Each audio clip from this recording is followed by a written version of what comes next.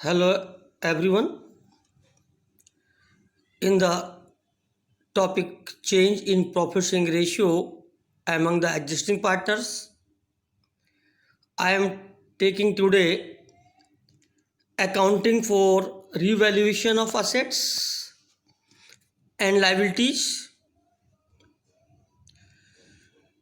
We know well if there is change in profit sharing ratio, the values of the assets and liabilities at that time may change.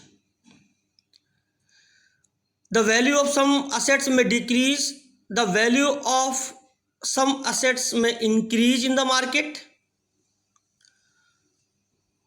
In the same way, liabilities may be decreased or increased.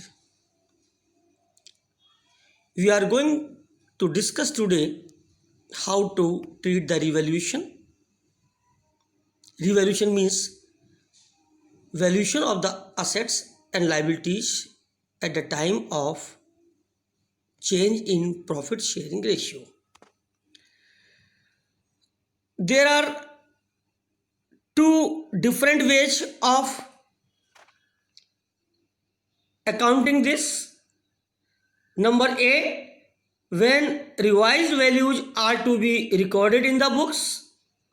B, when revised values are not to be recorded in the books.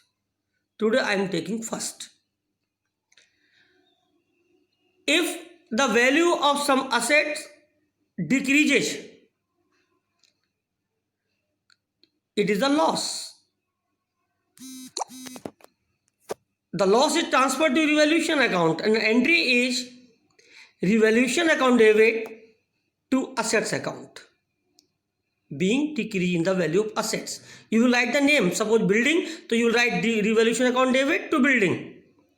In the same way, if there is increase in the value of assets, तो assets account debit to revaluation account, being increase in the value of assets. Suppose ये land है तो land account debit to revaluation. In the same way if there is a increase in the liability, increase the liability का मतलब क्या हो गया कि हमें पैसा ज़्यादा देना है तो लॉस हुआ, revaluation account debit to liabilities. और अगर डिक्रीज हुई है वैल्यू तो लाइबिलिटी हमें कम देनी है, किसी का पैसा कम देना है तो it is our profit and it will be revaluation account liabilities account debit to revaluation account. इन एंट्रीज के बेस पर हम फिर एक बनाते हैं अकाउंट जिसका नाम है रिवैल्यूएशन अकाउंट या profit and loss adjustment account, एक ही बात है. अगर रिवैल्यूएशन से प्रॉफिट होता है यानी कि क्रेडिट साइड रिवैल्यूएशन अकाउंट की ज़्यादा है, डेबिट साइड कम है, तो जो डिफरेंस आएगा this will be called profit और उसकी एंट्री होगी revaluation account debit to partners capital account. In the same way, if loss is there, तो partners capital account debit to revaluation account. आप देख रहे हैं कि जनरल एंट्री के बेस पर हमने ये रिवैल्यूएशन अकाउंट बनाया, प्रोफार्मा है ये. डेबिट साइड में डिक्रीजिंग वैल्यू एसेट लिखते हैं जिनकी आई है और इंक्रीजिंग ऑफ लाइबिलिटीज, और इधर increase in assets and decrease in liability और डिफरेंस निकालते हैं. इसी के बेस पर मैं एग्जाम्पल नंबर 34 लेना था मुझे, लेकिन 34 में थोड़ी नई प्रॉब्लम्स है इसलिए पहले 35 ले रहा हूं मैं. तो firstly please study 35 example. Question दिया हुआ है, ओल्ड पार्टनर्स हैं और इनका रेशियो दे रखा है 3:2:1. बैलेंस शीट दे रखी है, नीचे लिखा है अशोक, भीम और चेतन नया रेशियो इक्वली है. तो फर्स्ट ऑफ ऑल आप पहले वर्किंग नोट में ओल्ड में से न्यू लेस करके सैक्रिफाइस गेन कैलकुलेट करेंगे. Old minus new everyone knows. 3/6 minus 1/3, 1/6 sacrifice. Bhim 2/6 minus 1/3, दोनों को कैलकुलेट कर तो नील आया. चेतन 1/6 माइनस 1/3 तो गेन आया, माइनस में आ रहा है. तो चेतन तो गेन कर रहा है और वो आपका सेक्रीफाइस कर रहा है पहला अशोक, और भीम का 0 गेन और सेक्रीफाइस है। एनीवे पहले वर्किंग नोट में ये काम करा आपने। आफ्टर दिस देखिए लिखा है goodwill of the firm is valued ₹3 lakh.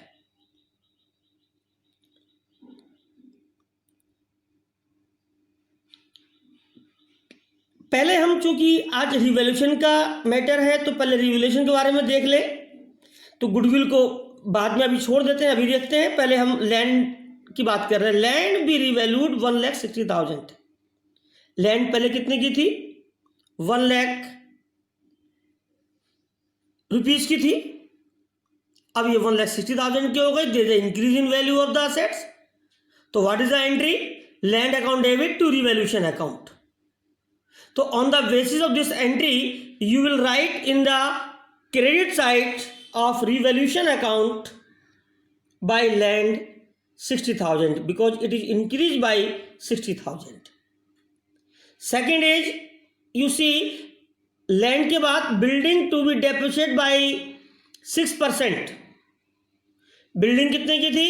1 lakh. 1 lakh का 6% 6,000, तो value is decreasing. You will write debit side to building. अगर जनरल एंट्री पूछता तो क्या करते? Revaluation account debit to building account. ये भी आ गया 60,000 और आपका debit side 6,000। Next, creditors are valued 12,000 और 12,000 were not likely to be claimed.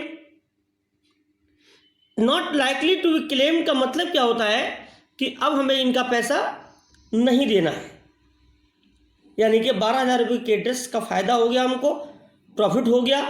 इसकी एंट्री बनेगी creditors account debit to revaluation. I mean you will write in the credit side by creditors account 12,000 this way. Now you will find the difference. Credit side 72,000, debit side only 6,000, difference is 66,000. Listen please carefully कि profit or loss on revaluation is divided among the partners in their old ratio. What is the old ratio? 3:2:1. तो this amount of 66,000 का 3/6 33,000, 2/6 22,000 and 1/6 11,000. तो you will write profit on revaluation transfer to capital account Ashok capital, Bhim's capital and Chetan's capital. ये account तो बन गया। Now after this capital account is being asked. So how to make the capital account? Capital account, first you write the credit side by balance BD which is given in the question. Ashok, Bhim and Chetan, and this you will have shown here the credit side. Now in balance sheet you see there is general reserve.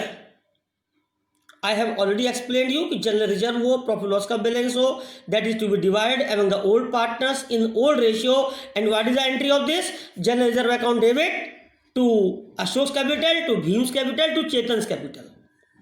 तो this way you will write credit side of capital account by general reserve. In the same way revaluation का profit भी आपने credit side में लिख दिया by revaluation account. Now matter is of the क्या नाम है? गुडविल। Goodwill is 3 lakh. तो गुडविल की क्या एंट्री होनी चाहिए? जिसका गेन है 1/6 सेक्रीफाइस है, 1/6 गेन है, तो 1/6 निकालो इसका, तो 50,000 आ गया। तो गेन किसका है? चेतन का। तो Chetan's capital debit to Ashok capital. ये तो जनरल एंट्री बनती है, लेकिन जनरल एंट्री पूछ नहीं रहा है सवाल में। तो चेतन कैपिटल डेबिट, तो चेतन के डेबिट साइड में you will write to Ashok capital, Chetan's debit side. In the same way in the credit side of Ashok you will write by Chetan's capital 50,000 and this way you will calculate the difference. तो ये balance sheet आ गया। Now you have to prepare revise balance sheet.